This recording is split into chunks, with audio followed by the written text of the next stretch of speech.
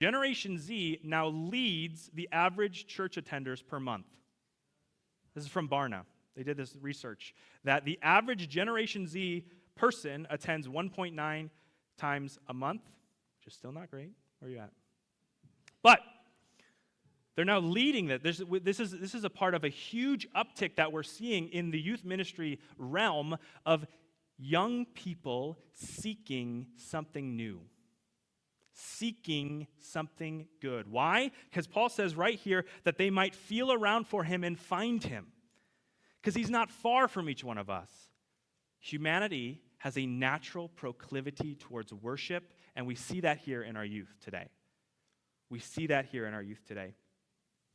I have a quote here from C.S. Lewis, of which, and our fan club, of which I am the chair and ranking member. This comes from Mere Christianity, one of my favorite books. I try to read it once a year. He says, Christians are not born with desires unless satisfaction for those desires exist. You see, a baby feels hunger. Well, there's such a good thing as food.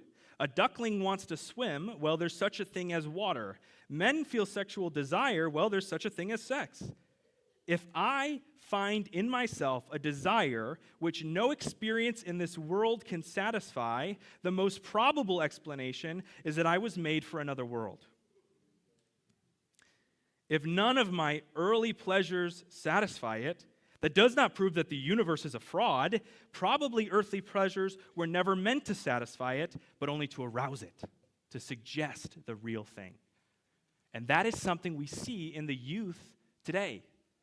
They're hungry. They're searching around and finding him.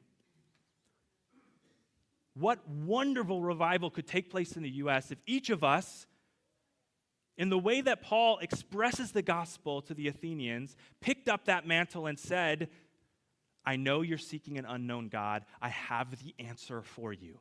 I know you have spiritual questions you can't answer. I have the answers for you. And you take that head and you point it to the cross and you say, it's all there. All your questions can be answered. All of your toiling and toiling and toiling, trying to seek some own manly made righteousness can be found in taking on the yoke of Jesus and resting.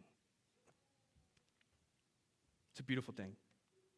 We have spiritual needs that can only be met by our Creator. You see, we're hungry. We're naturally spiritually hungry, and only He can truly feed us. So, moving on.